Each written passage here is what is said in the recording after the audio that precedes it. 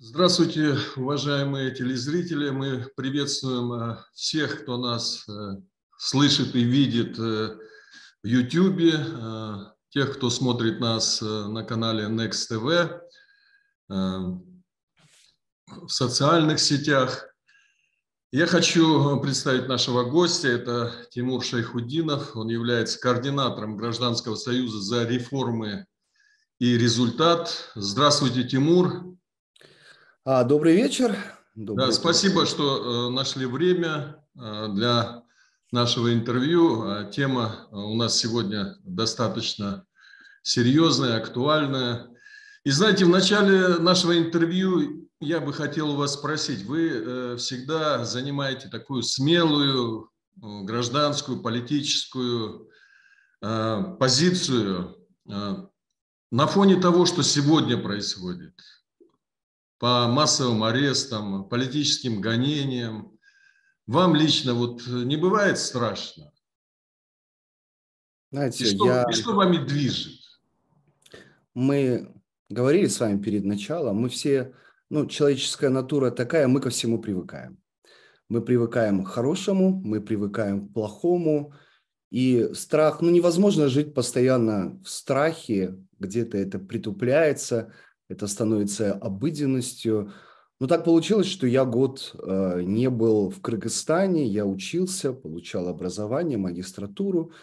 И я выпал из информационного поля Кыргызстана, потому что просто не было возможности, времени отслеживать все детали того, что на родине происходит. Вот вернулся в Кыргызстан, и меня все, что здесь происходит за последний год, ввергает в шок, страх, безусловно, не столько за себя, сколько за будущее нашей страны. Мы действительно были лидерами, и, я думаю, остаемся в плане демократического развития в Центральной Азии, в бывшем Советском Союзе. А сейчас мы отошли очень далеко назад. И вот возвращение в Кыргызстан через год, я вижу, что страна стала другой. Она изменилась, наверное, далеко не в лучшую сторону. Да, безусловно, безусловно. Мы видим, есть аресты, безусловно. Это то, что наверняка большинство телезрителей беспокоит, и меня в том числе. Но я смотрю также на политические процессы в плане развития государства, например, местное самоуправление, то, что ни один прежде руководитель правительства не трогал. Это была как священная корова. С каждым годом старались усилить, например, местное самоуправление. Я сейчас вижу новое законодательство, принятое в 2021 году, просто сводит на нет, например, этот институт. И так по многим другим направлениям мы видим, что правоохранительные органы, да, вновь превращаются в политический инструмент. Суды, да, еще больше, чем раньше. Никогда они не были независимыми в нашей истории, но сейчас мы видим, что любые решения, как правильно отметила правовая клиника Адилет, если необходимо кого-то посадить, если необходимо кого-то наказать, не суть важно, что человек сделал, статья найдется. И вот к этому мы пришли, безусловно, к концу 2022 года. Мгм. В одной из своих публикаций вы написали, что, цитирую, «Мы растеряли остатки демократии тем, чем мы гордились. Не понимаю тех, кто сегодня молчит». Как вы думаете, действительно людей уже запугали до такой степени, что они вынуждены молчать? Я думаю, что Или есть непонимание со стороны общественности всей той реальной ситуации, которая сегодня происходит? люди разные, да, кто-то не понимает, кто-то понимает, и им нравится. Мы не можем сказать, что мы все имеем одну точку зрения, да, на этот счет. Но я уверен, что многие, я знаю, откровенно скажем, даже по себе, мы начинаем все больше взвешивать, да, каждое слово, которое мы пишем в социальных сетях, говорим публично, на круглых столах, потому что понимаем, что каждое неверное слово или даже верное слово, но немножко жестче, оно может быть истолковано против, да, против тех людей, которые говорят. И на примере журналистов, да, на примере средств массовой информации, активистов мы видим, что к чему это может приводить. Поэтому, да, самоцензура. Самоцензуры стало больше у всех. И, безусловно, это один из результатов, к чему мы пришли к концу 2022 года. И вот, на примере молодого человека, Рыса, да, который, в принципе, да, ничего такого ведь и не публиковал. Но он сидел, да, он сидел довольно, ну, не самых лучших условиях в СИЗО, да, за то, что высказал свою точку зрения. И для многих это просто пример. Я думаю, что это одна из причин, почему это делается, не только в отношении каких-то политических фигур, но в отношении обычных молодых людей. Смотрите, что может быть. И люди смотрят, делают выводы. Да, самоцензура, страх – это, наверное, самое худшее качество, которое может испытывать человек. И сегодня действительно под стражу берут тех, кто даже не входил в этот комитет по защите Кемпирабада. Да? Это Марат Баязов, это Атай Бейшембек, даже строителя заключили под стражу, но потом меру пресечения изменили. Я имею в виду Нурлана Асанбекова. Вот на фоне того, что сегодня происходит, мне кажется, власти, чем дальше, тем больше идет тенденция закручивания гаек. И памятуя о событиях 2020 года, предшествующих политических событий в Кыргызстане, как можно не делать выводы и не извлекать уроки из всего? Вот вы знаете, вот я вот этого не понимаю. Власть, она окрыляет, это же известно. И когда тебе говорят все, жизнь становится веселее и прекраснее, да, и показывают там результаты различных фейковых социологических опросов, и с утра до вечера тебе льстят, очень сложно оставаться, ну, как бы понимать, да, ситуацию. И я, может, не знаете, да, я работал в администрации президента в 2006-2008 годах. И как человек изнутри я поражался, насколько люди, даже понимающие между друг другом, да, я имею в виду сотрудники, да, ситуацию, выходя на совещание, да, не то, что к президенту, там, на уровень там, замруководителя администрации, руководителя администрации, как они менялись, у них риторика, да, а, и и вот так, эта система, она уже сформирована, да, это люди приходят от одного президента к другому. Это методика, как забалтывать и как рисовать эти радужные, да, картины, она уже проработана, да, еще со времен Акаева и даже раньше, я уверен, да, еще в советское, конечно же, и в советское время тоже. И, но как бы все равно надежда, да, есть, все равно. Но мы в одной стране живем, безусловно, никто не хочет каких-то сценариев, да, негативных, да, мы все хотим нормального, ну, я думаю, подавляющее большинство развития страны. И здесь как бы надежда все равно остается, что первые лица страны осознают, что путь подавление, да, путь подавления – это путь обычно, ну, это всегда в никуда. В никуда для самих тех людей, кто оказывает давление. И мы видим, да, история показывает, что, например, те же самые работники судов, которые служат одним этих же людей, могут наказать, да, когда уже власть меняется.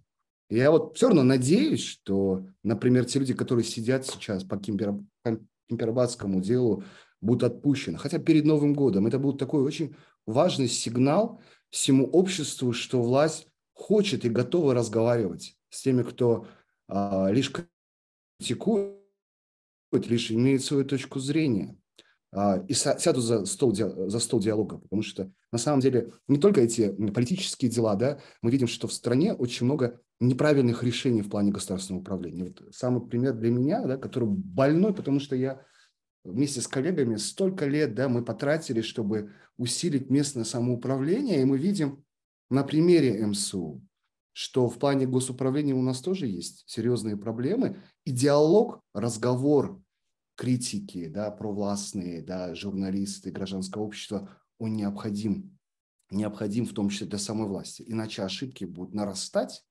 да, и никто просто не сможет донести до того же президента, да, или до других руководителей альтернативную точку зрения, да.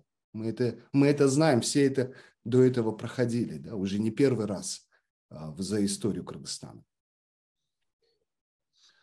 Вы, наверное, слышали реакцию президента по, значит, арестованным по Кемпирабадскому делу. Он открыто открестился и заявил, что не я их приводил за руку на эту встречу, где они обсуждали государственный переворот. Вот, наверное,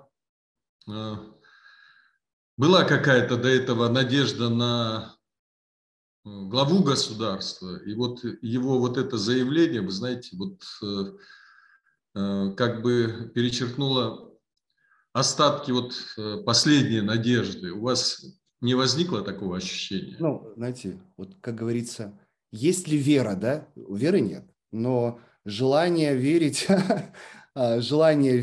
оно где-то остается, ну, потому что, да, у человека есть полномочия, у него есть должность, да, на самом деле в любой момент, вот как, то же самое, да, моя работа в администрации, да, она тоже для меня, да, как бы доказательство того, что власть настолько имеет магическое, да, вот как сказать, Воздействие. воздействие на других, даже на критиков. Если президент скажет, например, завтра, да, или там 31 декабря, да, вместо формальных там с Новым годом, да, я готов на диалог, да, и критики, и те, кто даже сейчас находится в СИЗО, ну, если они, конечно, выйдут, они сядут, будут разговаривать.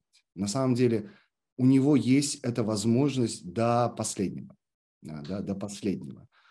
Я знаю, например, когда работал я в администрации, да, у нас были варианты, да, и вот, например, я один из тех, кто предлагал, давайте этот диалог запускать, да, в 2007 году. Но в какой-то момент власть решила пойти по другому пути, и в общем-то, история... Есть такая точка бифуркации, да, знаете? То есть, когда после какой-то точки история уже вспять не может вернуться. Вот, например, для меня 2007 год, выборы в Акджоловские, вот эти выборы в парламент, это была точка бифуркации для режима Бакиева, и все назад уже было не вернуть. Прошли ли мы, прошла ли действующая власть эту точку бифуркации, я не могу сказать, это только история покажет. Но я думаю, что в любой момент, да, президент и первые лица страны могут это остановить, могут запустить диалог. И первым шагом, безусловно, это должно стать освобождение тех людей, 25, да, сейчас человек и других политических узников, которые сейчас сидят по надуманным обвинениям, это знают все, любой ребенок, да, и это, безусловно, политические дела. И как политические дела начинаются, так политически они и заканчиваются перед Новым годом. Я думаю, что это будет очень важный шаг. То есть у меня есть, пускай маленькая надежда, что это может произойти, безусловно. То есть вы считаете, что все-таки мы не дошли до точки невозврата, Да. как говорится? Да, невозврата нет. Я думаю, что должно быть. Я, по крайней мере, надеюсь, что понимание, что это одна страна, да, и те люди, которые выступают против, это не враги. Это люди, у которых есть другая точка зрения, да, и каждый имеет право говорить, да, и это понимание, я надеюсь, все-таки где-то, может быть, в глубине души там тоже есть. Очень важно, кстати, чтобы должностные лица, вот среднее звено, знаете, вот есть такое понятие, глубинное государство, да, чиновничий аппарат, не те, кто готов выслужиться по любому поводу, но у которых есть, я уверен, таких много на самом деле, в правоохранительных органах, в администрации президента, в кабинете министров, они тоже должны говорить, вот, не молчать. На самом деле ничего страшного в том, чтобы найти какой-то способ, да, донести альтернативную точку зрения для чиновника. На самом деле нет проблем для этого. Ну, они тоже должны говорить, потому что иначе без этого сама власть заходит в тупик. И это будет плохо на самом деле не только для общества, и для тех же самых чиновников, да, если они будут молчать. Ну, хотелось бы верить, что в окружении главы государства есть такие люди, которые не боятся говорить свою позицию, отличающуюся от мнения властей. Ну, Вот. были, И, знаете, наверное, даже... никогда не поздно, вот, я не знаю, принять свои ошибки, осознать. Вот. И тем самым, наверное, власть бы, Это я было не бы знаю, очень она сильно. бы повернула бы все Это в было иное. бы, Умурбек, очень сильно, да, потому что когда ты как бы на коне, и вроде бы все, в принципе, кажется нормальным, а ты поворачиваешь назад и говоришь, да, я буду вести политику диалога, я буду разговаривать со всеми, да, не только те, кто льстят, да, но кто имеет другую точку зрения. И это будет сильно для тех же самых людей, которые сейчас во власти. Есть ли такие в окружении? Я сказать, конечно, не могу, вот, но то, что есть люди, которые понимают, что что-то идет не так, вот, если у них воля, сказать не могу, но те, кто понимают, я думаю, есть. Я уверен, что есть. И всегда были.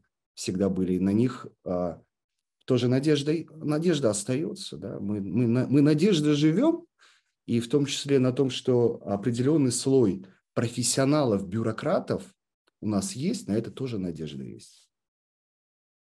Ну, что, на ваш взгляд, должно стать толчком для того, чтобы вот, знаете, быть на коне и изменить свою позицию? Даже при всем том, что вот он недавно высказался уже Да. по поводу тех, кого арестовали по Кемпирабадскому делу. Ну, честно говоря, очень с трудом верится в это.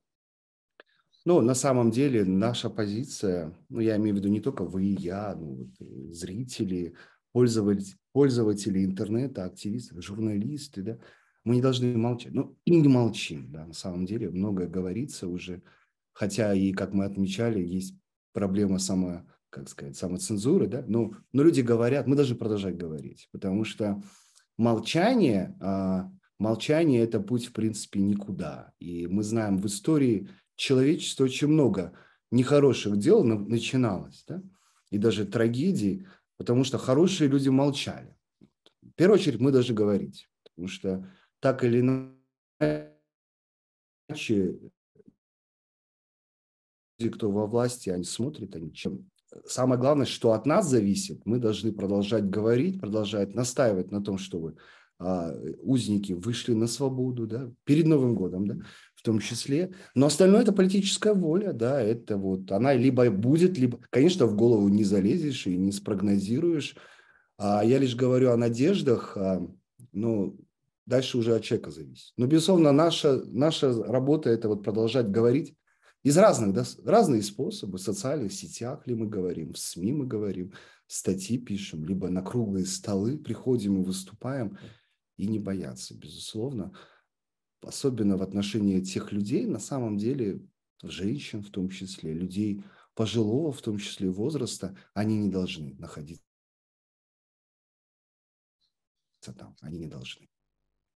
Ну, вы знаете, я вот тоже по долгу службы бываю часто на круглых столах, и вот у меня возникает такое ощущение, что уже и гражданские активисты, правозащитники вот как-то начали опускать руки, что ли, появилось какое-то вот неверие.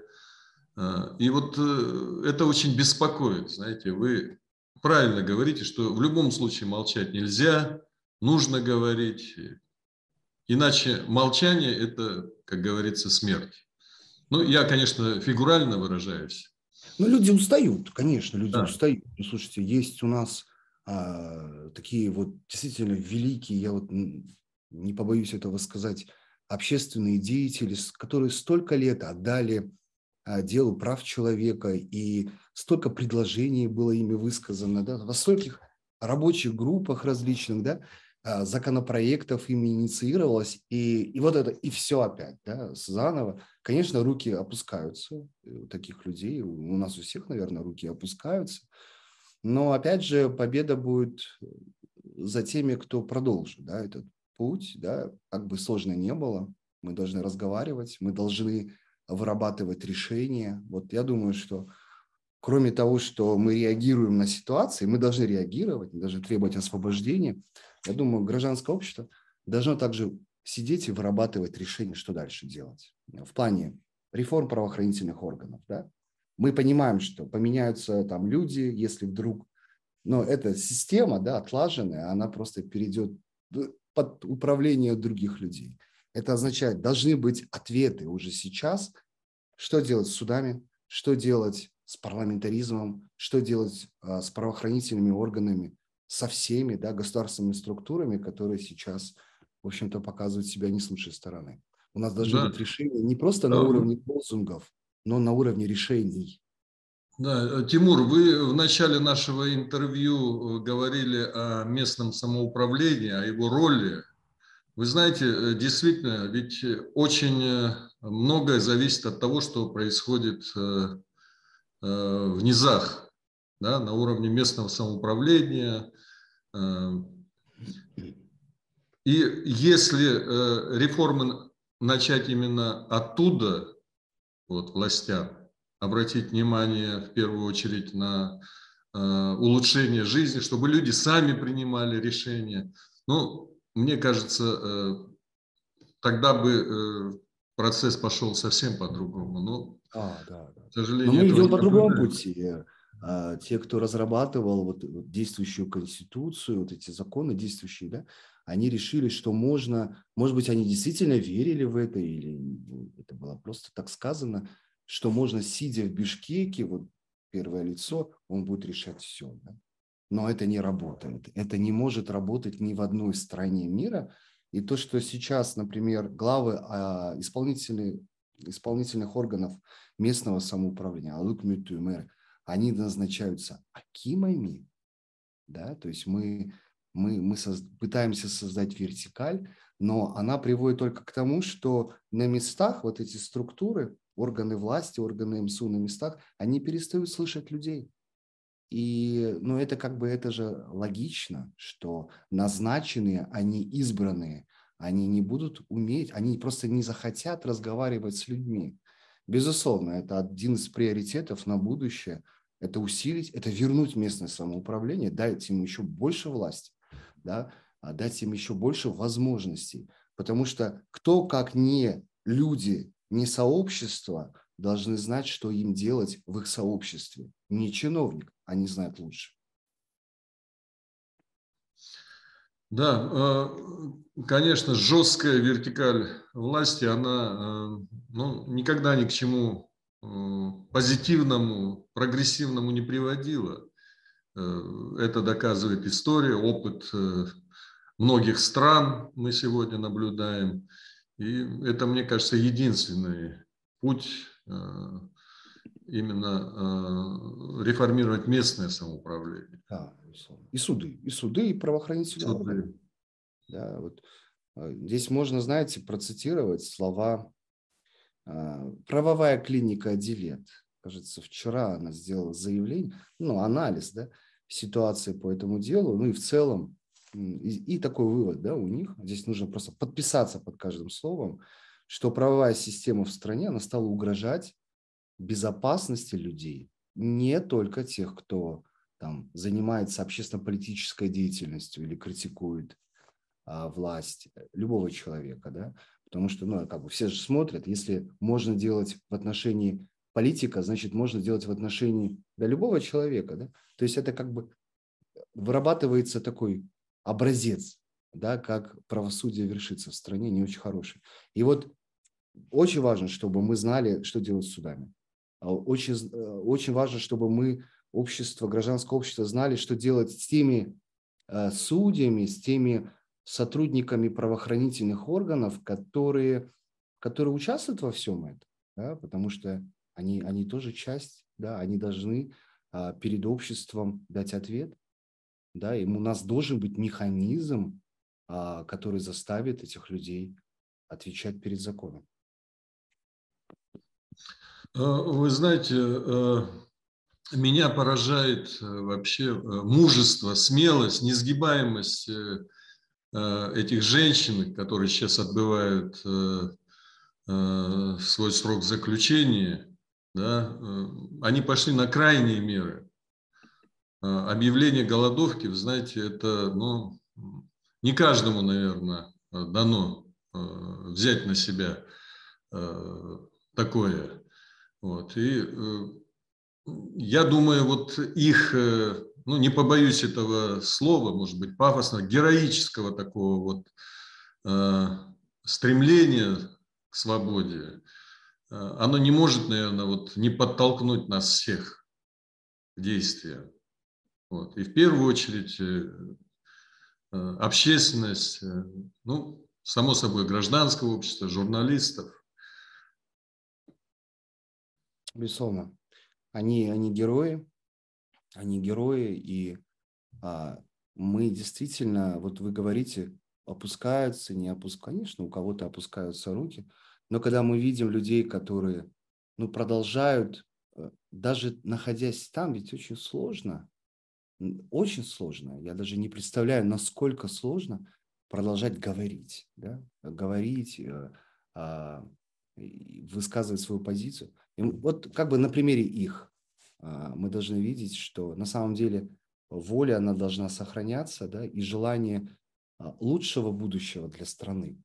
Вот они дают нам пример, безусловно, безусловно. Но они должны быть освобождены, и я очень хочу в это верить, что Новый год, вот впереди, да, праздники, потому что для многих из нас это будет, на самом деле, когда ты некоторых людей знаешь, да, и понимаешь, что эти люди сидят ни за что, это будет даже не праздник, я вам скажу. Как мы можем праздновать, когда эти люди сидят в таких условиях? Но я надеюсь, что, ну, я очень хочу верить в то, что их свобода, она скоро наступит. И это понимание, что за слово, за альтернативную точку зрения нельзя сажать, да? Оно придет в головы больших людей тоже. Да, вы знаете, мне бы тоже хотелось бы верить, что в канун Нового года этих женщин все-таки отпустят на свободу. И это, знаете, был бы, ну, если не праздник, то появилась бы какая-то надежда, луч света, да, доверие к властям, отношение бы поменялось. Вот на такой оптимистичной ноте я предлагаю завершить наше интервью. Вот. Иначе, ну, без надежды, наверное, человек перестает быть человеком, на мой взгляд. Я благодарю вас, что Спасибо, вы Амур. согласились дать нам интервью, не побоялись высказать свою политическую позицию. Это очень важно, особенно вот в нынешнее время. Спасибо вам большое и, ну, будем надеяться, как говорится, на лучший исход. Спасибо большое. Удачи нам всем, ну и удачи стране, в конце концов, с наступающим Новым годом. Да.